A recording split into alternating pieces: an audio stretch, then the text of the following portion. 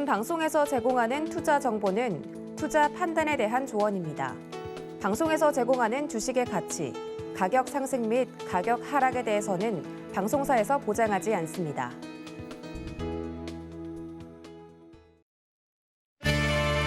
네, 시청자 여러분 안녕하십니까. 마감인박 60분의 승부 시작합니다. 한수정입니다. 정말 요즘 시장 알다가도 모르겠다라고 생각하시는 분들 많으실 것 같아요. 얼마 전까지만 해도 크게 하락을 하다가 오늘 또 이렇게 반등이 삼거래일 나타나다 보니까 이제 다시 상승 국면으로 접어들었나라는 생각을 하기도 하실 것 같습니다. 사실 뭐 전문가님들마다, 위원님들마다, 또 교수님들마다 의견은 다 다르지만요. 한 가지 좀 비슷한 부분이 있는 것 같아요. 지금 시장은 대형주를 묵직하게 가지고 있는 것보다 중소형주 위주로 발빠르게 대처하는 게 좀 필요한 시기인 것 같다라는 의견인데요. 그래서 여러분들이 아마 장중에 또 대응하시기가 더 바쁘고 어려우실 것 같습니다. 이렇게 힘든 시장 상황 저희와 함께 하신다면요. 조금씩이라도 몇 %씩이라도 매번 익절하면서 계좌를 좀 부풀리실 수 있지 않을까 싶습니다. 저희와 또 1시간 동안 함께 하시면서 시장에 대한 전략들 세워가보시길 바라겠습니다. 유튜브를 통해서도 참여 가능하죠. 유튜브 검색창에 서울경제TV 검색하시고요. 지금 이 방송 시청하시면서 오늘 시장에 대한 궁금증 아니면 또 방송에 대한 궁금증 남겨주시면요. 저희가 반영해서 답변 도와드리도록 하겠습니다. 또 이번 주 토요일이죠. 내일입니다. 바로 오후 1시에 유튜브 채널 서울경제TV 더하기에서 주유소에서 이 석유의 부장들로 활동하고 계시는 전문위원님들이 시장과 관련된 내용 언택트 강연으로 도와주신다고 합니다. 궁금한 내용 있으신 분들 시간 맞춰서 이 채널로 들어오셔도 되고요. 또 잘 모르겠다 하시는 분들은 샵 0082번으로 문의사항 보내주시면 저희가 답장 도와드리도록 하겠습니다. 금일본 방송에서 제공해드리는 정보는 투자 판단에 대한 조언입니다. 해당 종목의 가치와 수익률 보장해드리지 않는다는 점 참고하시길 바라겠고요. 저희 서울경제TV와 서울경제신문은 당사의 브랜드입니다. 서울경제증권TV와는 무관하며 기타 유사 명칭에 주의하시기 바랍니다.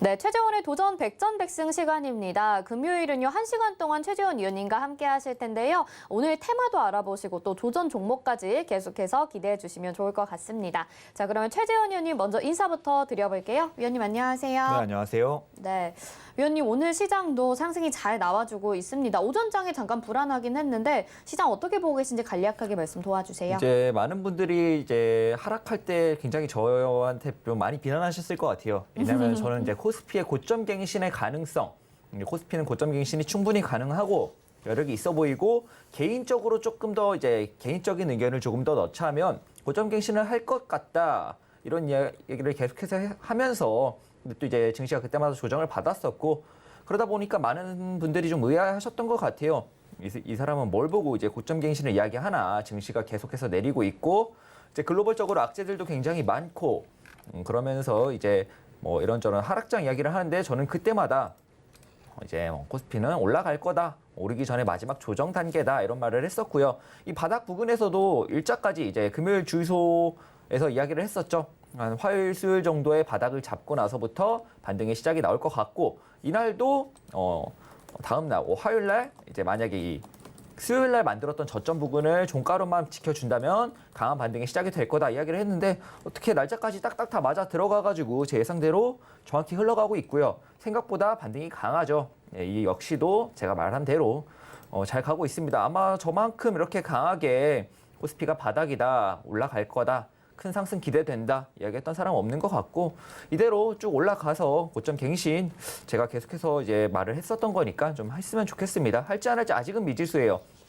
이 조정이 조금 더 짧았으면은 아마도 갱신은 거의 무조건이다 이렇게 이야기를 했을 텐데 조정이 생각보다는 조금 더 길어졌고 생각보다는 조금 더 내려왔기 때문에 이거는 이제 글로벌 악재나 우리나라 뭐 네이버, 카카오 규제, 뭐 NC소프트 뭐 일도 있었고 이런저런 뭐 대형주들 악재 때문에 그리고 이제 글로벌 악재들 때문에 생각한 것보다는 조금 더 내려왔기 때문에 고점 갱신 여전히 가능해 보이지만 이제 예전처럼 100% 한다 이런 관점은 아니고요. 할 수도 있고 안 할 수도 있다 이런 관점으로 지켜보고 있습니다. 근데 여전히 개인적으로는 할 확률이 높아 보인다 이렇게 보고 있으니까 한동안은 증시 좋을 것 같아요. 조정은 끝났고요. 이전에도 계속 얘기했는데 이때 이야기할 때랑 지금 이야기할 때랑 여러분들이 느끼시는 게 좀 다르겠죠. 제가 이제 코스피에 대해서 계속 이렇게 찬양할 때 올라갈 거다 이렇게 이야기할 때 이때는 여러분들이 좀 기억에 안 남으실 수 있어요. 저 사람 무슨 소리 하는 거냐. 남들은 하락장 얘기할 때 그렇게 이야기하면서 저는 바닥 계속 강조했고 네. 코스피 강세장 나올 거다 이렇게 계속 얘기했고 그대로 나오고 있어서 그냥 앞으로도 계속 이렇게 좀 상승하는 한동안은 좀 상승을 즐기는 장이 되지 않을까 이렇게 생각합니다. 네. 그 떨어질 때는 이 하락하는 것만 너무나도 신경을 쓰다 보니까 상승할 거다라는 말을 믿지 못하는 분들도 있으실 것 같았는데 위원님 말씀하신 대로 시장은 잘 가고 있습니다. 정말 다행이다라는 생각도 들고요. 자, 노란 톡방 들어오시면요. 계속 최재원 위원님과 이런 시장에 대해서 이야기 나눠보고 또 실시간으로 전략 받아보실 수 있겠죠. 샵 0082번으로 최재원 보내주시면요. 노란 톡방 들어오실 수 있게 링크 답장으로 보내드릴 테니까요. 시장과 관련된 궁금증 많이 남겨주시면 좋을 것 같습니다. 자, 지금 시장에 대해서 이야기를 하면서 우리가 또 한 가지 짚어보고 싶은 게 있어요. 비트코인과 관련된 내용인데 비트코인 가격이 계속 상승하면서 이제 7천만 원까지 다시 좀 돌파를 했습니다. 전망 어떻게 보시나요? 현재는 굉장히 어려운 구간에 있다 이렇게 말을 할 수 있을 것 같아요. 많은 분들이 이제 비트코인의 ETF, 이제 곧 ETF에 대한 결과들이 곧 나오죠. ETF에 대한 결과들이 곧 나오면서 이제 많은 분들이 이제 불장, 연말에 불장을 계속 외치고 있습니다. 네. 연말 불장을 올 거다, 연말 불장이 올 거다 이렇게 계속 이야기를 하고 있는데 그 부분에 대해서 저는 아직은 조금 이렇게 완전히 불장이다 이렇게까지 말하기에는 차트상으로는 조금 분석해봐야 될 부분이 많다고 생각을 해요. 당장에 봤을 때. 일단은 ETF 관련돼서 이야기를 할 때 CME 건을 생각을 안 해볼 수가 없을 것 같은데 일전에 CME가 나왔을 때도 막상 나오니까 이제 호재가 소멸한 거죠. 이제 호재가 재료가 없어진 거고 재료 소멸로 인한 그리고 약간의 이제 실망감으로 인한 굉장히 급락이 나왔었습니다. 이번 ETF에도 아직 승인도 안 났지만 뭐 승인이 불발되면 엄청난 하락이 나오겠죠. 그렇지만 승인이 되더라도 뭐 이제 SEC 위원장 이번에 신임 위원장인 캔슬러가 뭐 신코인파라고 많이들 하는데 혹시 뭐 신코인파라서 승인을 낸다 하더라도 아무래도 좀 호재 소멸, 재료 소멸과 함께 하락 가능성이 여전히 저는 있다고 보고요. 물론 오면 좋죠. 저도 이제 비트코인이 언젠가는 뭐 1억도 가고 3억도 간다. 이 부분에 대해서는 부정하지는 않습니다. 충분히 갈 수 있다고 이렇게 보고 있고 온라인 금이다.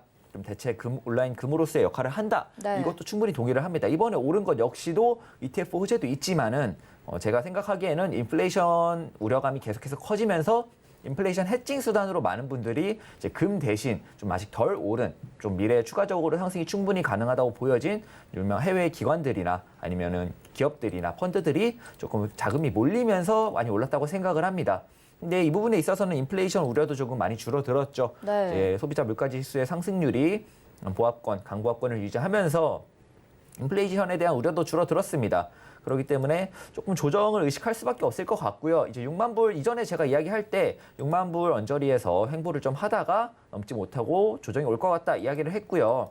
생각보다는 조금 더 올라왔습니다. 올라왔는데 이제 파동적인 관점으로 보자면 이제 임펄스 파동이라고 하죠. 1, 2, 3, 4, 5 여러분들이 잘 아시는 엘리엇 네. 파동의 관점으로 볼 때 1, 2, 3, 4, 5라고 볼 수 있는데 여기서 여기까지 올라온 게 1.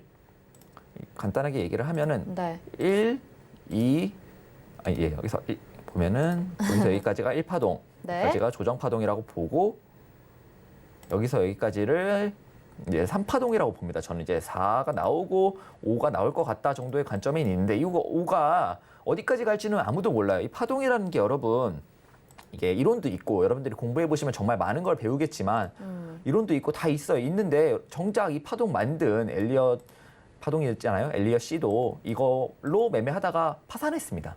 이게 굉장히 해석하기 나름이고 흘러가기 나름이라서 이제 속단하기는 이르지만 여기서 봤을 때 이 3파동 안에서 또 이제 뭐 3의 1, 2, 뭐 3, 4, 5 이렇게 나왔다고 생각을 하고 이제 3파동 안에서의 임펄스 파동이 끝나간다. 이렇게 보고 있고 그러면 이제 4파동 후에 마지막 5파동이 나올 것 같은데 과연 이 5파동의 끝 지점이 어디냐?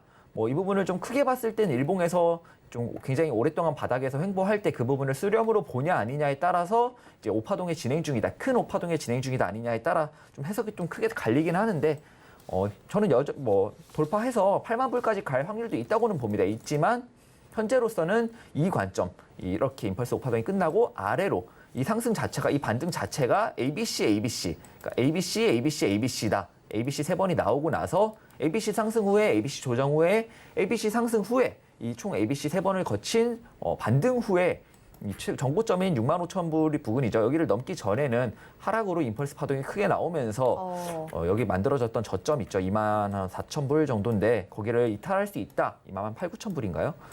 거기를 이탈할 수 있다. 이렇게 보고 있습니다. 이탈할 가능성도 충분히 있다고 보이기 때문에 현재로서 장 분위기 좋습니다. ETF 뭐 승인될 거다는 기사도 오늘 나왔고 충분한 상승을 보여주었지만 일단 좀 일봉상으로 봤을 때 좀 차트상의 고점 6만 불, 6만 50불 부근에 도달을 했고요. 좀 단기적으로 이 임펄스 파동의 이제 조정 4파동이 나올 확률이 높다. 단기적인 조정세를 의식할 수밖에 없을 것 같고 네. 이렇게 비트코인이 좀 단기적으로 조정세를 받는다면 어디까지 받을 것 같냐 하면 49,000불 정도, 49,000불까지 ABC로 내려올 것 같습니다. 52,000을 A로 잡고, 52,000 부근을 A로 잡고, 뭐 이렇게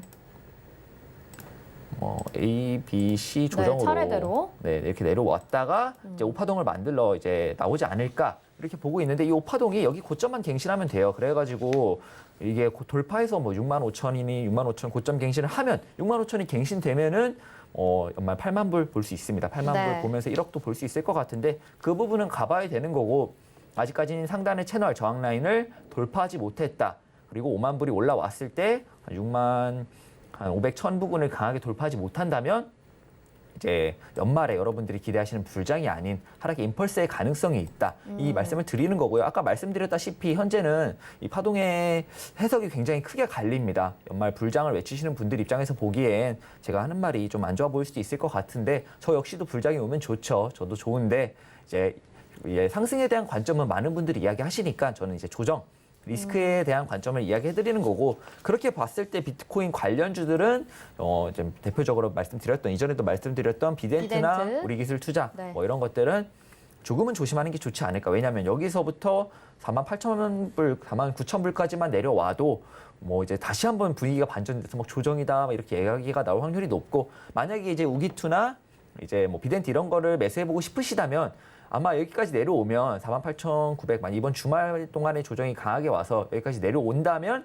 우기투나 뭐 이런 것들도 비덴트도 월요일 날 내리겠죠. 그러면은 여기는 지켜줄 거라고 보고 있습니다. 48,800, 900은 지켜줄 거라고 보고 있기 때문에 비트코인 가격을 딱 이제 켜보시고 USD 달러로 봤을 때 여기를 지켜준다 하면 그때는 한번 단기적인 매수 관점으로 접근해 볼 수 있을 것 같아요. 네, 그렇지만, 알겠습니다. 네, 지금은 네네. 고점이다. 뭐 이렇게 말씀드릴 수 있을 것 여기까지 같습니다. 들어보도록 하겠습니다. 비트코인 같은 경우에는 뭐 워낙 변동성도 크고 차트도 잘 맞아 떨어진다고 하지만 우리가 한번 크게 조정을 겪었기 때문에 주의하시면서 유의하셔야 될 것 같고 일단 최재원 의원님은 비트코인과 비트코인 관련주까지도 당분간은 좀 조정 쪽으로 생각을 하고 계신 것 같습니다. 지금 비트코인 이야기를 하다 보니까요. 요즘에 또 NFT, 대체 불가능한 토큰 이 같이 좀 주목을 받고 있어요. 이게 메타버스와도 연관된다고 우리 메타버스 테마 가지고 나오면서 말씀을 해주셨었잖아요. 어떤 내용이죠? NFT? 예, NFT 같은 경우는 말 그대로 대체 불가 토큰입니다. 그냥 간단하게 말해서 좀 비유를 해볼 수 있는 거는 이제 많은 분들이 아실지 모르겠지만 해외의 유명한 뭐 풋볼이나 뭐 야구 아니면은 농구 이런 것들이 스포츠 스타들이 있잖아요. 네. 그 사람들의 카드가 있습니다. 우리 예전에 유효한 카드, 뭐 포켓몬 카드 이런 거 뽑듯이 네네네. 그 사람들의 카드가 있고 그거를 뽑는 게 있는데 그것들이 가격이 생각보다 좀 레어하다고 하죠. 그것들의 가격이 여러분들이 생각하는 것보다 훨씬 비싸요. 몇 억을 하는 것도 있습니다. 오. 그 정도로 굉장히 비싸고 어떻게 보면은 이제 가상의 약간 그런 거랑 비슷하다고 볼 수 있어요. 가상의 스포츠 카드랑 비교할 수 있다고 보고 있고 뭐 미술품이나 유명 인물이나 뭐 이런 네. 것들의 좀 대표적인 대체 불가 토큰 그런 것들을 상징하는 그런 토큰이 나오고 그것들을 발행하면서 만약에 유명인 앵커님의 NFT 토큰이 나왔다면 앵커님의 토큰을 살 경우에 일정 그럼 제가 이상 한수정 토큰을 발행을 할 수 있는 건가요? 할 수는 있죠. 그러면은 누군가 제가 만든 토큰을 살 수도 있다는 네, 거네요? 살 수 있지만 사게끔 이런저런 뭐 혜택이나 서비스, 네. 뭐 아니면은 뭐 팬 미팅이라든가 뭐 이런 것들 혜택을 넣어주는. 넣어주면은 그런 것들이 아. 만들어질 수 있죠. 다만 이제 NFT 같은 경우에 이 대체불가 토큰 뭐 사람들이 생각하기에 그러면 누구나 만들 수 있고 이게 무슨 값어치가 있냐 이런 이야기를 하겠지만 이 NFT 같은 경우는 메타버스랑 떼어놓을 수가 없습니다. 전반적으로 이제 세계는 다 가상현실 이야기를 하면서 뭐 페이스북도 이제 전체적으로 메타버스의 기업으로 전환하겠다 이렇게까지 주장을 하는 만큼 이제 세계는 뭐 메타버스로 가고 있다. 그렇다면은 메타버스도 다양한 가상현실의 세계가 만들어질 겁니다. 하나의 세계로 통합되지는 않을 거예요. 왜냐하면 이 현실 세계도 정부가 있잖아요. 네. 각국의 정부들이 있고 각국의 화폐들도 다 다르고 그렇기 때문에 그것을 그 가상의 세계를 대체할 수 있는 NFT, 이 가상의 세계와 세계를 연결할 수 있는 이 상호작용을 만들어줄 수 있는 이 결과적으로는 NFT가 이것들을 연결할 수 있는 하나의 수단이 될 거다 이렇게 보고 있고 비트코인과는 별개입니다. 비트코인 같은 경우에는 온라인 금, 대체 금으로서의 좀 상징적인 의미를 갖고 이렇게 뭐 하나의 상품으로서 있는 거면 상징적인 상품으로 있는 거면은 NFT 같은 경우에는 메타버스로 가면서 실용적으로 정말 많이 쓰일 그런 플랫폼이 아닐까 이렇게 생각을 하고 있고. 네, 근데 비트코인으로 그렇게 비트코인이 아니라 어떤 코인이라도 NFT처럼 사용이 가능하게끔 만들어진 것들이 있지 않나요? 왜 굳이 NFT를 또 사용을 하는 거죠? NFT가 대체가 불가능하니까요. 다른 것들은 대체가 가능하고. 그렇죠. 누군가 만들어낸 거고 그렇기 때문에 NFT 대체 불가 토큰이다 이렇게 이야기를 하면서 점점 시장이 커지고 있고 처음에 나왔을 때는 굉장히 많은 사람들이 비난을 했어요. 이게 네. 뭐냐 누구나 만들 수 있고 네. 그런데 이제 메타버스랑 좀 연결이 되면서부터 좀 시장이 커지고 있고요. 그렇기 때문에 점점 많은 사람들이 NFT 시장에 뛰어들고 요즘 알트코인, 비트코인을 제외한 모든 코인은 알트코인이라고 하죠. 이더리움 베이스, 뭐 에이다 이렇게 해가지고 솔라나 해가지고 NFT 쪽 좀 플랫폼 코인들이 굉장히 좀 많이 각광을 받고 있고 앞으로도 NFT 쪽이 점점 시장이 커지면서 비트코인은 만약 나중에 굉장히 올라가겠지만 비트코인이 좀 안 좋아지더라도 NFT 쪽에는 계속해서 호황이 불 수도 있다. 물론 비트코인이 정말 많이 하락할 경우에 잠시 조정을 받겠지만 NFT 같은 경우에는 아직 시장 규모도 크다고 볼 수 없고 점점 커지고 많은 분들이 이야기하시는 게 이더리움이 나중에는 비트코인의 시가총액을 넘어갈 거다. 이렇게 이더리움 찬양하시는 분들이 굉장히 많은데 그 부분도 충분히 나중에 NFT가 점점 많이 상용화 되고 이더리움 베이스의 NFT가 점점 많아진다면 충분히 가능해 보인다. 이렇게 볼 수 있을 것 같습니다. 네, 알겠습니다. 자, 메타버스 이야기하니까요. 지금 유튜브 채팅창에 또 질문을 보내주셨어요. ETF 그리고 메타버스 이야기 나와서 말인데 메타버스 ETF는 어떻게 보시나요? 메타버스 ETF 상품 같은 경우에는 괜찮다고 봅니다. 왜냐하면은 이전에도 말씀드렸다시피 메타버스라는 게 아직은 시작 단계에 있습니다. 시작 단계에 있고 말씀드렸던 기본적인 조건들 소셜이나 이코노미컬한 이런 조건들이 다 완성되지 않았고 해결해야 될 문제가 많은 만큼 관련주들 선별하기가 쉽지 않아요. 관련주들 선별하기가 쉽지 않기 때문에 그냥 애초에 그 테마 자체는 좋습니다. 미래가 굉장히 좋고 점점 대기업들이 그렇게 전환을 한다고 하니까 국내 대기업이 아니고 해외의 대기업들이 그렇게 전환을 한다고 하니까 미래는 저는 굉장히 긍정적으로 보고 내가 메타버스 쪽으로 좀 투자를 하고 싶은데 모르겠다. 뭐가 될지 모르겠다라면은 ETF 쪽도 충분히 좋다고 생각합니다, 저는. 네, 알겠습니다. 자, 까꿍님 유튜브 채팅창에 남겨주셨는데 답변이 되셨길 바라보도록 하겠습니다. 자, 그러면요. 오늘의 또 특징적인 테마 알아보는 시간 가져보도록 하겠습니다. 어떤 것들이 있었는지 화면으로 만나보시죠.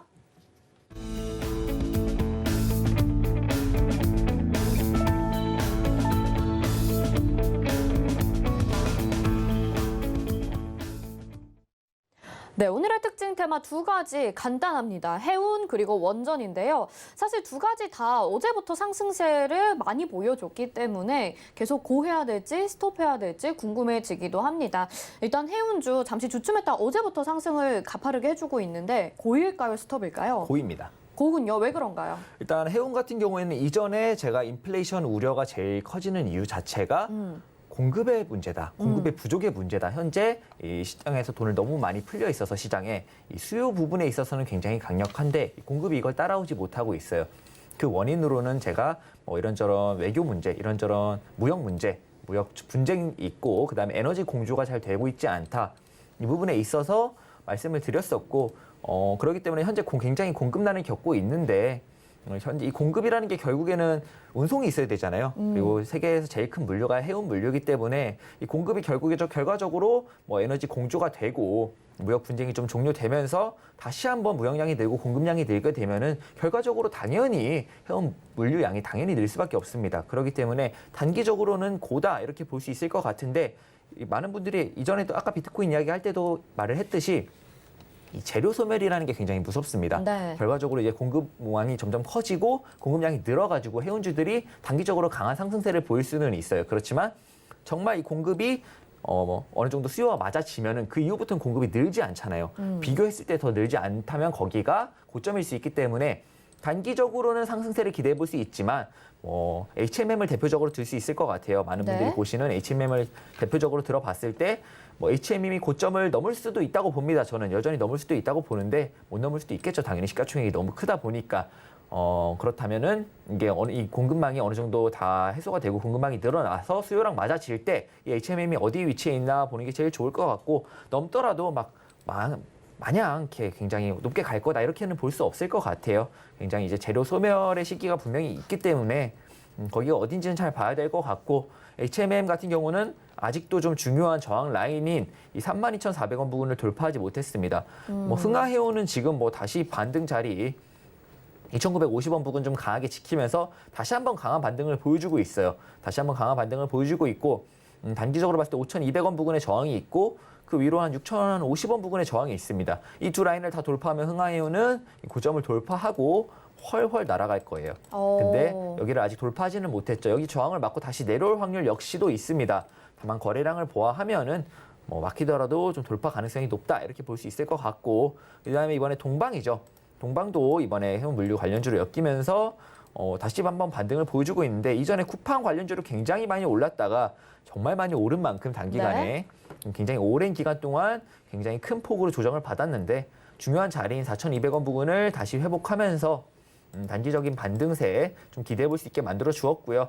동방 같은 경우에는 좀 보면은 7,580원 부근의 저항 라인까지를 반등을 기대해 볼 수 있습니다. 다만 여기를 돌파해 주냐 안 해주냐에 따라서 추가적인 상승 대충 보면 한 여기 정도 11,000원, 10,000원을 넘을 수 있냐 없냐의 자리가 기준이 되는 자리가 이 7,580원 부근이고, 여기를 돌파한다면 11,000원까지는 기대해 볼 수 있겠다. 말 그대로 기대고요. 무조건 간다 이건 아닙니다. 주식에 무조건이라는 건 없기 때문에, 다만 이 11,000원을 도전해 보려면 최소한 여긴 넘어야 된다라고 볼 수 있을 것 같고, 4,200을 넘었으니까 여기는 도전이 가능하다 이런 식으로 해석이 가능할 것 같습니다. 네. 전반적으로 이렇게 대표적인 세 종목만 봐도 단기적인 상승이 좀 기대가 되고, HMM이 제일 많이 궁금하실 것 같아요. 이 종목 네네네. 32,400원을 아직 돌파해내진 못했지만 26,600원을 이탈하지도 않았습니다. 그렇기 때문에 여기를 돌파한다면 충분히 반등세 나올 수 있으니까 HMM은 조금 더 지켜보다가, 사실 여기 돌파한다면 매수하는 게 제일 좋아요. 돌파한다면 매수하는 게 제일 좋고, 아니면 26,600원을 준다면 여기는 좋은 좀 가성비 좋은 매수 자리가 되겠죠. 이렇게 두 관점으로 지켜볼 수 있을 것 같습니다. HM은 그러면 전고점까지도 상승 가능하다는 말씀을 해주시는 걸까요? 시기를 좀 봐야 될 것 같아요. 이 공급 물량을 어떻게 공급하는지, 네. 공급 물량과 이제 수요의 변화가 또 있죠. 이 테이퍼링을 한다고 한다면, 이제 시장이 돈이 다시 회수를 해간다면, 시장에서 돈이 빠져나간다면 결과적으로 이 수요 부분도 줄어들 수 있다고 봅니다. 그렇기 때문에 수요와 공급이 어떻게 맞아 들어가는지를 보고 그때 이제 물류 상황을 좀 봐야 될 것 같습니다. 네. 근데 지금 말씀해주신 세 종목, 흥하해운, 동방, 그다음에 HMM 이렇게 보자면 사실 HMM이나 페노션 같은 종목들이 올 상반기 때 대장주격으로 상승을 해줬었는데, 그게 아니라 좀 흥하해운, 동방 이런 종목들은 좀 작은 종목이잖아요. 네, 그렇죠. 확실히 해운주로 봐도 중소형주가 더 유리하다라고 보시는 걸까요? 그렇지는 않습니다. 그래요? 다만 이 흥하해운 같은 경우에는 거래 정지 기간이 있었잖아요. 그렇기 때문에 조금 강한 모습을 보여주는 이유 자체가, 이 신나게 오를 때, HMM이 신나게 오를 때 흥하해운은 정지였습니다. 그러니까 이제 못 올랐던 분을 조금 많이 오를 수 있다 이렇게 보는 거고요. 흥하해운은 시가총액을 떠나서 시가총액도 작지 않아요. 이제 1조 1,000억인데 그때 작지는 않지만 HMM에 비해서 못 올랐죠. 이렇게 오를 동안에 흥하해운은 가만히 있었습니다. 정지였으니까요. 그렇기 때문에 이 못 올라던 상승분을까지는 오르지 않을까, 이런 시장의 기대감에 지금 많이 굉장히 강하게 오르고 있다고 생각을 하고, 이 일봉상의 고점을 넘을 수 있는 확률이 제일 높은 종목 역시도 흥하해운이라고 봅니다. 왜냐하면 거래 정지였다가 지금 강하게 올라주는 모습이니까. 동방 같은 경우는 많이 올랐다가 조정을 강하게 받았기 때문에 아직까지는 고점을 넘을 거다 이렇게 보기에는 좀 어렵죠. 시가총액이 아무리 작더라도. 네네, 알겠습니다. 자, 해운주는 계속 고다라고 말씀을 해주셨고요. 그럼 두 번째 테마 원전에 대해서 알아보겠습니다. 원전 관련 이슈 저희 오늘장 내일장에서도 어제 좀 깊이 있게 다뤘었는데, 고일지 스톱일지 궁금합니다. 고입니다. 원전은 원전도 그냥 고군요. 원전은 그냥 무조건 고. 네, 설명 좀 해주세요. 제가 이전에 대체 에너지 이야기를 할 때 아직은 대체 에너지를 우리가 대체 에너지만 가지고 충분한 공급을 할 수가 없다 이렇게 말을 했었고, 그때 잠깐 원전 이야기를 하면서 원전 같은 경우가 현재 기술력으로 보자면 안전 관리만 잘 한다면 환경 오염이 제일 적습니다, 여러분. 원전 같은 경우는 환경 오염이 여러분이 생각하는 것만큼 그렇게 심하지도 않고요. 네. 리스크 관리만 잘하면 그렇게 위험하지도 않습니다. 우리나라 언론들이 좀 안 좋게 이번 정부에서 말을 했었고 원전을 좀 멀리하겠다 이런 이야기를 했었는데 결과적으로 이제 중국도 그렇고 에너지가 부족해지니까 에너지 공급난이 다시 오니까 원전 이야기를 다시 하죠. 결과적으로는 원전이 에너지 효율도 굉장히 좋고 효율이 좋다는 뜻은 이 들어가는 이 노력 대비해서 나오는 에너지 효율이 굉장히 좋다는 뜻입니다. 그렇기 때문에 뭐 수소 에너지 이야기를 했을 때 수소 에너지 역시도 만드는데 석탄이 제일 많이 들어간다고 말씀을 드렸었죠. 그렇기 때문에 현재 대체 에너지가 물론 풍력 이런 것들은 좋지만 이 만들어낼 수 있는 에너지의 총량이 한계가 있고 좀 전 세계적으로 에너지를 충분히 공급해주지 못하고 있기 때문에 효율이 좋고 그나마 뭐 석탄이나 이런 것보다는 환경 오염이 좀 적은 원전 쪽으로 눈을 돌리는 것 같고요. 그렇기 때문에 원전 같은 경우에는 대체 에너지와 한동안은 계속 갈 거다. 계속해서 함께 갈 수밖에 없는 그런 메커니즘이니까 원전 같은 경우에는 굉장히 좋습니다. 이번 정부에서 원전을 좀 안 좋게 보는 바람에 굉장히 많이 내려왔죠. 많이 내려왔기 때문에 여전히 좋은 자리들을 굉장히 많이 줬다. 오히려 매수의 기회를 줬다. 이렇게 말씀을 드릴 수 있을 것 같고 만약에 정권이 교체돼서 다시 원전 가동을 하게 된다면 정말 많이 오를 수 있는 테마다 이렇게 보고 있습니다. 그렇지 않더라도 전 세계적으로 지금 현재 원전을 다시 눈을 돌리고 있기 때문에 앞으로 단기간에 봤을 때 계속해서 고다 이런 말씀 드릴 수 있을 것 같아요. 네, 원전에 대해서 정말 어제 친환경 쪽으로 가다가 다시 돌아서 원전 쪽으로 오는 거에 대해서는 되게 동의를 하는데 사실 이게 좀 선반영된 부분이 있지 않을까라는 생각이 들어요. 혹시 차트 보면서 말씀해 주실 수 있을까요? 네, 좀 대표적으로 볼 수 있는 게 뭐 한전 기술이죠. 한전 기술인데 많이 올랐다가 이런 것 같은 경우는 많이 올랐다가 충분한 조정을 거치면서 이때 이렇게 올라올 때 ABC 조정을 받으면서 이 자리를 지켰죠. 이 자리를 지켜주면은 좀 강하게 오를 수 있습니다. 이 고점 부분은 충분히 넘을 수 있을 것 같고 차트로 봤을 때 이전에 뭐 너무 못 올랐던 부분에 있어서는 충분히 오를 수 있을 것 같고 전반적으로 원전 관련주들을 보면 차트를 크게 보면 다 저점이에요. 네. 굉장히 낮습니다. 그래가지고 저는 굉장히 좋게 보고 있고 더 여기서 많이 올랐다고 보고 있지만 충분히 더 많이 오를 수 있다고 봐요. 진짜 뭐 지금부터 2배도 완전히 허황된 소리는 아니다. 이렇게 말을 할 수 있을 정도로 원전 관련주에 있어서는 봐야겠죠. 다만 허황된 소리가 아니라는 건 충분한 가능성이 있다. 이렇게 말할 정도로 충분히 좋다고 봅니다. 네, 알겠습니다. 자, 원전까지도 고다라고 말씀해 주셨습니다. 자, 다음은요, 여러분들이 정말 많이 기대하시는 순서죠. 도전 백전백승 픽 종목 알아보는 시간입니다. 운영 원칙부터 만나보시죠. 네, 매일 한 개의 종목을 포트에 편입합니다. 종목 매수가에서 5% 수익 달성하게 되면 1승을 챙겨가죠. 제시한 손절가 이탈 시 패로 정하고요. 손절가는 노란 톡방에서 공지합니다. 승과 패만 존재하고 무승부는 없고 모든 종목은 2차 매수까지 유의할 수 있습니다.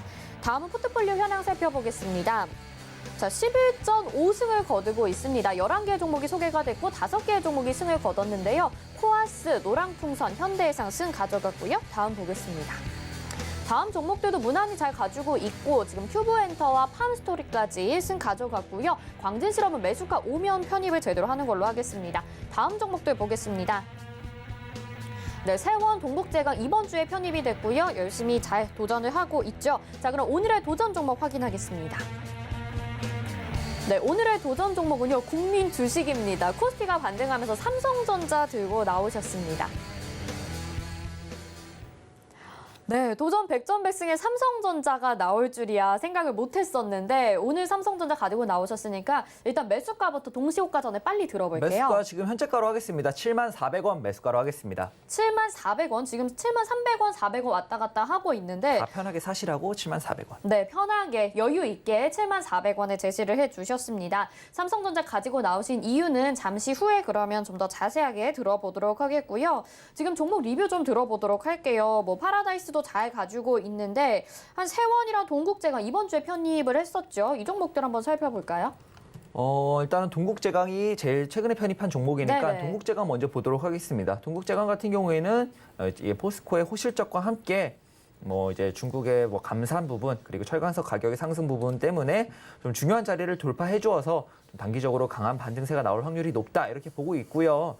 동국제강은 말씀드렸던 이 돌파한 자리를 오늘도 이탈하지 않았습니다. 이탈하지 않고 뭐 다시 한번 여기를 테스트하고 오르든 아니면 바로 오르든 그냥 5% 정도는 무난할 것 같고요. 아마 다음 주에는 승인 종목으로 나오지 않을까 이렇게 보고 있습니다. 네, 동국제강도 무난하게 승 거둘 수 있겠다라고 보고 계시고 다음은 세원 한번 볼까요? 세원을 딱 보면은 생각나는 종목이 현대해상인데 매도가를 한두 호가 차이로 자꾸 안 주고 오늘도 오르나 싶더니 좀 가다가 또 밀려버리는 좀 굉장히 좀 언짢게 하는 움직임이 나오는 네. 그런 종목이라고 보는데 파랗죠. 굉장히 파라면서 안 좋아 보일 수 있는데 안 좋지 않습니다. 안 좋지 않고 이전에 말씀을 드릴 때 5,300원 부근을 다시 한번 테스트하러 내려왔다가 오를 수 있다. 이런 말씀을 드렸었기 때문에 뭐 지금 흐름으로 본다면 내려왔다 올라갈 수 있을 것 같은데요. 여러분 이거 5,300원 내려온다고 추가 매수하시면 안 됩니다. 이게 추가 매수라는 건 언제나 비중을 더 쓰는 거기 때문에 여기서 여기는 추가 매수를 굳이 할 필요가 없어요. 어차피 올라올 구간이고 한 방입니다. 한 10% 20% 오르면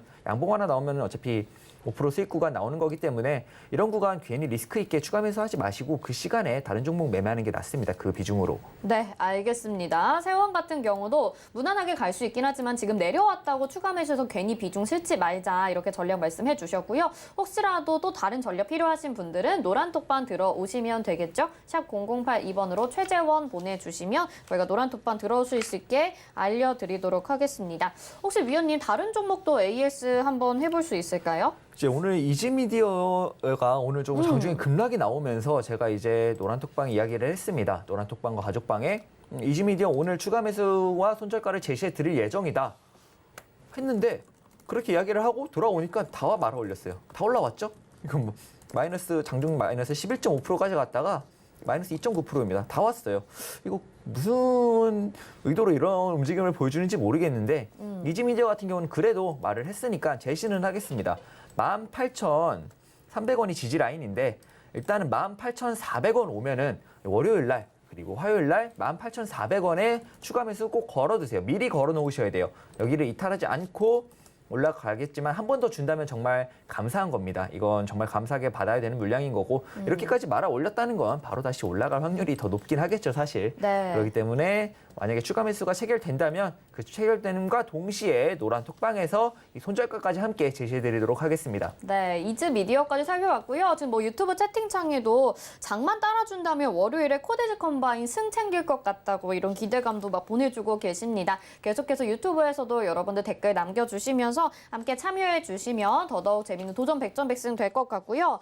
자, 그러면요. 자, 다음 오늘의 도전 종목 그러면은 삼성전자였었잖아요. 정말 많은 분들이 궁금해하실 것 같아요. 그러면 지금 매수 기회라고 생각을 하시는 거죠? 뭐 기회라고 말할 것까지는 없겠죠. 대형주니까 아무래도 뭐 엄청나게 큰 변동성을 보여줄 것 같다. 이거는 아니지만 코스피가 저점에 왔고 삼성전자도 조정을 받았으면 반등세는 나오겠죠. 코스피가 이제 강하게 올라갈 거다 보는 입장에 삼성전자가 더 내릴 것 같다라는 거는 앞뒤가 안 맞는 이야기고요. 반도체가 어떻고 굉장히 말이 많은데 결과적으로 삼성전자는 반도체를 떠나서 그리고 이번에 굉장히 실적이 좋았죠. 굉장히 역대급 실적이 나왔는데 이제는 뭐 삼성전자는 20조를 벌어도 아무 반응이 없다. 뭐 이런 이렇게 말이 나올 정도로 굉장히 실적이 좋았었는데 아무래도 이제 증시가 안 좋았었으니까 뭐 반영이 안 됐다가 여러분들 제일 많이 듣는 마법의 단어 선반영이 아닌 그 반대 후반영이 좀 되지 않을까 이렇게 보고 있으면서 지금 가격부터 5% 정도는 무난하게 수익권이 나올 것 같습니다. 네. 국민 주식이죠. 정말 우리나라 주식하시는 분들 중에 한 3분에 1분은 들고 있다 이런 말이 나올 만큼 국민 주식이기 때문에 대형주 중에 뭘 할까? 조금 더 변동성이 좋은 종목들을 할까? 뭐 이런저런 게 있죠. 2차전지 관련주들도 있고 배터리 관련주들도 있지만 그래도 많은 분들이 제일 관심 있게 하고 위에서 사신 분들은 내 10만전자 고통을 많이 받고 계시니까 그래서 일단 삼성전자를 골랐습니다. 네, 진짜 국민 주식이긴 한데 그동안 개인 투자자분들이 배신감을 가장 크게 느끼셨을 종목이기도 해서 사실 5%라고 해도 지금 7,400원에 매수를 한다 하면 75,000원 정도까지는 가격이 올라와 줘야 되는 거잖아요. 네, 한도가 맞습니다. 차이는 있을 수 있겠지만 근데 75,000원까지 상당히 좀 멀어 보인다라는 게 체감적으로는 다가오는 것 같아요. 네. 기간을 빨리 챙길 수 있을지도 의문이거든요. 기간이 그렇게 오래 걸릴 것 같지는 않아요. 좀 이제 사람들이 아직까지는 뭐 긴가민가 하고 있죠. 시장의 반등이 맞나. 다만 저는 바닥을 계속해서 주장했던 사람으로서 삼성전자도 내려와봤자 한 66,000원, 7,000원이겠지라고 계속해서 보고 있었습니다. 이 선은 오늘 그은 선이 아니에요. 이전에 그어놓은 선이고 그렇기 때문에 내려온다면 좋겠다 했는데 이거를 그래서 언제 낼지 보고 있었습니다. 언제 낼지 보고 있었는데 오늘 시장이 강하게 반등함에도 불구하고 1.44% 아직까지는 좀 눈치를 보고 있는 거겠죠. 다만 다음 주에 어디가 코스피 어디가 이렇게 하면은 네. 분명히 그 안에는 삼성전자가 포함되어 있을 거다 이렇게 보고 있습니다. 네, 알겠습니다. 자, 근데 삼성전자 같은 경우에는 물론 이렇게 단기적으로 접근하시는 분들도 있으실 것 같은데 장기적으로 가져가시는 분들이 많기 때문에 지금 이 가격에 접근을 못 하시는 분들도 아마 있으실 것 같기도 하고요. 장기적으로 보신다면은 어느 정도까지는 또 생각을 하고 계실지도 궁금해요. 장기적으로 코스피가 정말 고점을 넘는다 해도 저는 10만 전자에 있어서는 조금은 비관적입니다. 왜죠? 분명히 조금 굉장히 무거운 종목이고요. 삼성전자를 차트를 크게 보면은 굉장히 이렇게 우상향하는 것처럼 보이지만 한 번씩 사이클이 있어요. 상승 사이클이. 뭐한 5년 정도 주기로 한 번씩 상승 사이클이 나오는 것 같은데 일단은 고점은 어느 정도 잡혔다고 보여집니다. 차트 상에서는. 다만 막 정말 코스피가 3,800, 4,000을 간다면 돌파가 가능하겠죠. 하지만 정말 많은 사람들이 들고 있는 종목이기도 하고 반도체 부분은 이런저런 악재들도 굉장히 많고 비메모리 반도체가 아니라면 악재가 좀 많으니까 제가 보기에는 이것도 이전에 만들어 놓은 자리예요. 저항대 86,000원에서 9만 원 정도까지의 상승을 코스피가 고점을 갱신한다면 기대해 볼 수 있지 않을까 이렇게 네. 보고 있지만 여기에 돌파 가능성에 대해서는 현재로서는 딱 뭐라고 말을 할 수가 없을 것 같습니다. 이게 대형주가 여러분 장기 투자로 대형주를 바라보시는 분들이 많은데 대형주 투자가 제일 어려워요. 경기에 제일 민감한 것도 대형주고 시장에 제일 민감한 것도 대형주고 조금만 악재 있으면 많이 내리는 것도 대형주고 이번에 많이들 겪어보셨을 것 같아요. 대형주라고 20% 30% 안 빠지지 않아요. 앗하면 빠집니다. 정말 앗하면 빠지기 때문에 그런 부분에 있어서는 조금 경기에 민감함을 좀 덜 타는 이런 좀 중소형주, 개별주들이 조금 더 매매하기 편하지 않나 이렇게 생각을 하고요. 여러분 대형주 너무 좋아하지 마세요. 수익률 자체도 크지 않고 여러분이 생각하는 것만큼 안전하지도 않습니다. 그러니까 좀 대형주보다는 장기 투자를 바라보실 거면 좀 다른 포트를 짜보시는 게 메타버스도 있고 요즘 좋은 테마, 미래가 좀 기대되는 테마들이 많잖아요. 아예 좀 그런 쪽으로 좀 성장이 가능한 종목들을 찾아서 장기 투자를 하는 게 낫고요. 굳이 삼성전자가 장기 투자로 좋은 종목이냐 하면 저는 노라고 봅니다. 알겠습니다. 자, 일단 삼성전자는 저희 도전 종목으로 오늘 제시가 됐고요. 74,400원을 제시를 매수가를 해주셨습니다. 손절가는 또 노란톡방에서 고지가 되죠. 궁금하신 분들은요. 샵 0082번으로 최재원 이렇게 문자 보내주시면 됩니다. 저희가 노란톡방 들어오실 수 있게 링크 답장으로 보내드리고요. 또 전략이 굉장히 많이 궁금하실 것 같아요. 여기 들어오셔서 궁금한 질문들 남겨주시고 손절가도 받아보시면 좋을 것 같습니다. 자, 그러면 저희는 이제 6승을 기대를 해보면서 마감 예상 체결지수 확인하겠습니다. 네, 코스피 지수 보겠습니다. 오늘 3,000포인트 넘기면서 3,018포인트까지 현재 올라왔습니다. 3,018.74포인트고요. 1.01% 상승을 해주고 있습니다. 분봉상 흐름 체크해 보도록 하겠습니다. 오늘 강하게 상승 출발을 했었죠. 장 초에 3,021포인트까지 올라왔었는데요. 오전장에 살짝 조정을 받았습니다. 하지만 다시 회복을 하면서 오후장에 조금씩 고점을 더 높여가고요. 현재 3,018포인트로 고점 부근에서 움직이고 있는 오늘 코스피입니다. 수급 상황 체크해 보도록 하겠습니다. 코스피에서 외국인과 기관의 동반 수급, 그동안에는 수급이 좀 부진했었는데 오늘 동반 매수세 들어와 주고요. 기관이 2,249억 원, 외국인이 1,053억 원 매수 우위 보여주고 개인들은 매도하고 있습니다. 3,283억 원 매도 우위 보이고 있습니다. 자, 다음은 코스피 시가총액 상위 종목들 1위부터 5위까지 확인해 보시죠. 오늘 정말 두드러지는 종목 SK하이닉스라고 할 수 있겠습니다. 현재도 고점 부근이고요. 98,300원까지 현재 올라오면서 4.80% 상승을 했죠. 삼성전자도 1.44% 정도로 74,400원까지 오늘 올라왔습니다.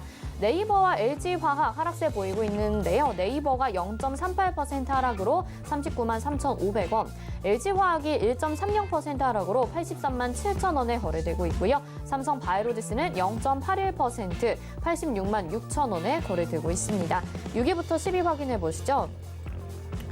카카오는 그래도 상승을 하고 있지만 강보합권 정도입니다. 0.41% 상승이고요. 122,200원이고 삼성전자 우선주가 0.78% 상승으로 64,600원. 삼성 SDI가 3% 이상 상승을 합니다. 713,000원에 거래되고 있고요. 현대차 보합권, 기아도 12위에 이름 올리고 있는데요. 오늘 약보합권입니다. 0.24%로 83,900원에 거래되고 있습니다. 다음 코스닥 시장으로 가보겠습니다. 코스닥 코스닥 0.79% 상승이고요. 991.19포인트에 거래가 되고 있습니다. 3거래일째 상승인데 분봉상의 흐름 체크해 보시죠. 오늘 코스닥이 장중에는 또 저점 하락으로 음봉까지도 기록을 했었는데요. 다시 금방 또 회복을 하면서 991포인트, 장중 최고점은 992포인트까지 올라왔었습니다. 다음 수급 상황 체크해 보시면요. 역시 개인들은 매수를 해주고 코스피와는 반대죠. 개인들이 매수해주고 기관과 외국인이 매도하고 있습니다. 기관이 93억 원, 외국인이 1,122억 원 매도하고 개인들은 1,401억 원 매수하고 있습니다. 코스닥 시총 상위 종목 1위부터 5위까지 보시면 코스닥이 확실히 부진한 모습 볼 수가 있습니다. 셀트리온 헬스케어만이 강보학번 정도고요. 에코프로빈, 메르네프, 펄어비스, HLB 모두 하락하고 있습니다.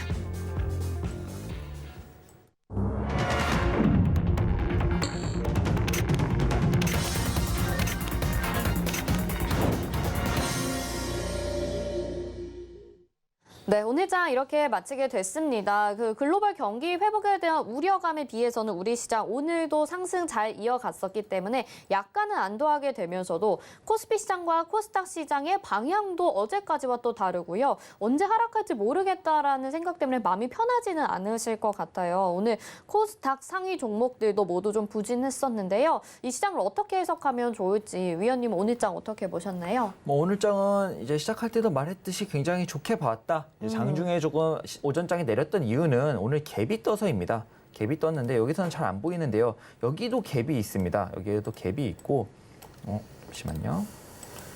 좀 차트가 커서 여기도 보면은 갭이 있고요.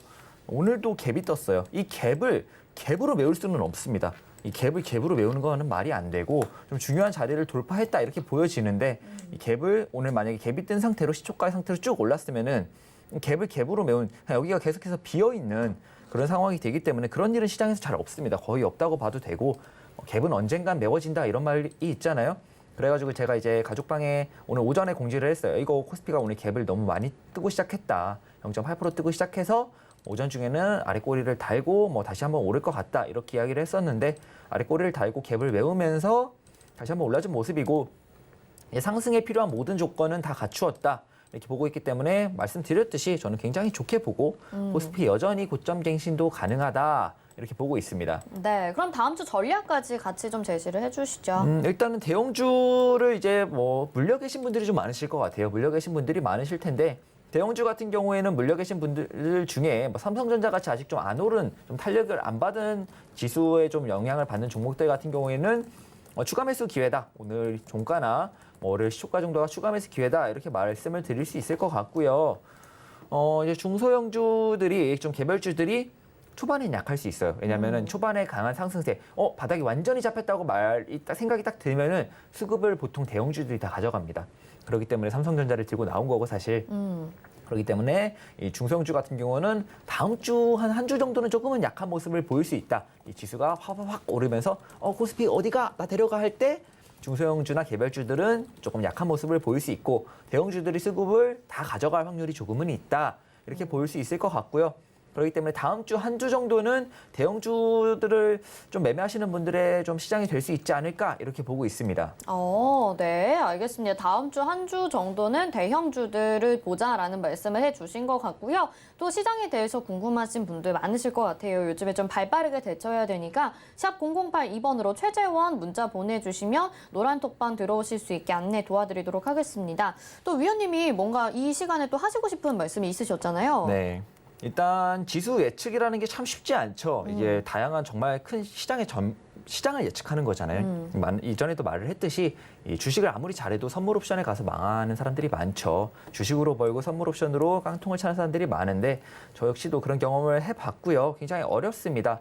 어려운 만큼 지수 예측은 아무나 할 수 있는 게 아니죠. 그렇지만 저도 잔파동은 많이 틀립니다. 이 파동을 완전히 어느 정도 이해하고 나면은 잔파동은 틀리지만 정말 중요한 자리에서는 안 틀려요. 이전에 제가 예측을 했듯이 금요일날 예측을 했다고 했죠. 주유소 방송 돌려보시면 아시겠지만 화요일, 수요일 이 거래일 정도는 바닥이 잡힌 다음에 어느 정도 반닥이 잡히고 반등세가 나올 것 같다라고 예측까지 했었고요. 이때도 여기 종가만 이탈하지 않는다면 강한 반등이 나올 거다. 여기가 바닥이다. 여기가 바닥이다라고 저처럼 여기가 바닥이다 이렇게 말을 하는 사람과 바닥은 아직 나오지 않았지만 여기를 내려갈 수도 있겠지만 올라갈 수도 있겠습니다. 이 얘기는 완전히 다릅니다. 물론 큰 차이는 없어요. 왜냐하면 여기는 바닥이니까. 그렇지만 이게 그러니까 저는 이 지수 예측이 시장에서 엄청나게 필요한 능력이라고 생각하지는 않아요. 딱 한순간만 빼고 바로 하락장이 오기 직전입니다, 여러분. 대폭락장이 오기 직전에는 이 능력이 무엇보다도 빛을 발하고 무엇보다도 좀 비싼 능력이 될 거예요. 그래서 저는 큰 하락장, 이전에도 예측했죠. 스태그플레이션 이야기도 제가 제일 먼저 했었고 뭐 이런저런 시장에 대한 이해도도 굉장히 높다. 그렇기 때문에 저는 지수의 고점을 놓치지 않습니다. 이슈 때문이 아니라 차트로 놓치지 않아요. 파동의 변화를 놓치지 않습니다. 그렇기 때문에 큰 파동의 변곡점에서 저는 남들은 여기서 지수 바닥을 이야기했죠. 보통 10월 12일, 13일, 13일에서 14일 뭐 이때 아마 바닥 이야기가 많이 나왔을 것 같아요. 코스피가 이제 반등을 한다. 그렇지만 저는 제일 먼저 한 이야기를 한 날이 이날이에요. 10월 1일. 남들보다 한 박자가 아니고 두세 박자가 빠릅니다. 바닥이 잡힐 때는 큰 차이가 없죠, 여러분. 근데 이게 만약에 고점 예측이었으면 보여드릴게요. 무슨 차이가 있는지. 이게 만약에 고점 예측이었으면요. 이게 2007년도, 8년도 폭락장인데 차트를 크게 보면은 이 차이입니다. 저는 여기서 고점 예측을 한 거고 다른 분들은 여기서 이제 하락장이 올 것 같다 이런 이야기를 하는 겁니다. 반등이 나왔을 때도 아직은 확신을 못 하겠죠. 그렇지만 저는 여기서 알 수 있는 겁니다. 근데 이게 이때보다도 시장에 풀린 돈이 많죠. 하락의 시작을 알리는 거는 분명히 금리 인상일 겁니다. 그것도 대폭 인상을 할 것 같은데 금리 인상을 하는 시점에서 정말 큰 하락이 올 건데요, 여러분. 이때랑은 풀린 돈의 규모가 달라요. 올라갔던 그 정도도 다르기 때문에 이전에도 말씀을 드렸죠. 산이 높으면 골이 깊은 거라고. 정말 골이 깊게 올 겁니다. 그런데 그 시작점을 저는 남들보다 두세 박자는 빠르게 알 수 있고 이거를 좀 비교할 만한 차트가 사실은 이 비트코인 차트가 조금 더 변동성이 크니까 이렇게 올 거예요, 여러분. 이렇게. 이거 지수 예측하는 능력 굉장히 중요합니다. 바닥을 잡는 데는 생각보다 현물을 매매하는 거니까 우리는 선물이 아닌 현물을 하는 거니까 바닥을 잡는 능력에 있어서는 크게 큰 수익을 낼 수 있는 능력은 아닐지 몰라도 이 하락 고점을 잡는 능력, 이 파동의 위쪽에서의 변곡점을 잡는 능력에 있어서는 정말 저는 앞으로 시장 향후에 이제 곧 다가올 하락장에 있어서 제 능력이 제일 좀 유효하다고 생각을 하고요. 저는 이 부분에 대해서는 계속해서 언급을 드렸습니다. 이 부분에 대해서 여러분들이 좀 잘 생각을 해보시고 과연 내가 하락장을 피할 수 있을까? 그 하락장에 대한 걱정이 있으신 분은 사실 이번에 반등할 때 다 팔고 한동안 주식을 안 보셔야 됩니다. 다만 코스피가 고점을 갱신하고 정말 3,700~800까지 올라간다면 배가 많이 아프시겠죠. 그리고 타이밍이 굉장히 중요한데 정말 뜬금없이 나올 겁니다. 갑자기 발표하겠죠. 금리 인상한다. 그러면은 그냥 다음 날부터 숨도 못 쉬고 빠질 텐데 아무래도 많이 좀 주의가 필요할 것 같고 저는 잡을 수 있다. 이전에 바닥 잡았듯이 고점도 잡을 수 있다. 이 말씀 드리고 마무리하겠습니다. 네, 알겠습니다. 시장에 대해서 좀 불안해하시는 분들 많으시니까 최재원 의원님이 이런 자신감과 함께 예측할 수 있다라고 말씀을 해주셨습니다. 혹시 다소 듣기에 좀 불편하신 단어가 있으셨다면 여러분들 양해 부탁드리고요. 계속해서 최재원 의원님과 함께하고 싶으신 분들 많으실 것 같습니다. 이런 자신감 보여주시니까 나 이분 믿고 따라가겠다 하시는 분들도요. 샵 0082번으로 최재원 문자 보내주시면 될 것 같습니다. 저희가 노란 톡방 들어오실 수 있게 링크 답장으로 보내드릴 테니까요. 여기 오셔서 더 많은 이야기 나눠보시면 좋을 것 같네요. 자, 1시간 동안 수고해주신 최재원 의원님 여기서 인사드릴게요. 고맙습니다. 감사합니다.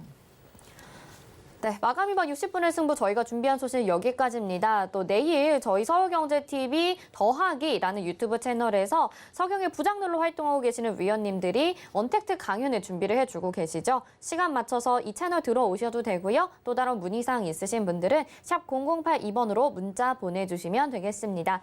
금요일 방송에서 제공해드린 정보는 투자 판단에 대한 조언입니다. 해당 종목의 가치와 수익률 보장해드리지 않는다는 점 참고하시길 바라겠고요.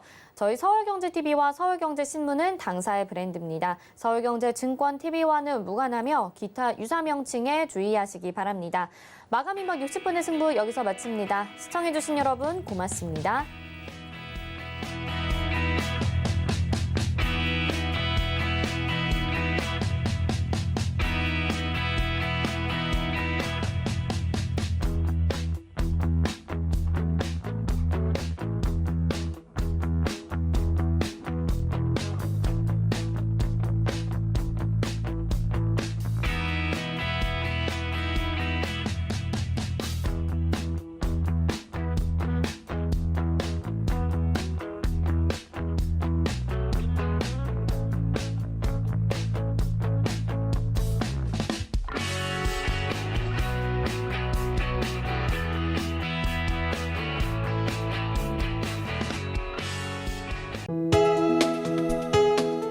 본 방송에서 제공하는 투자 정보는 투자 판단에 대한 조언입니다. 방송에서 제공하는 주식의 가치, 가격 상승 및 가격 하락에 대해서는 방송사에서 보장하지 않습니다.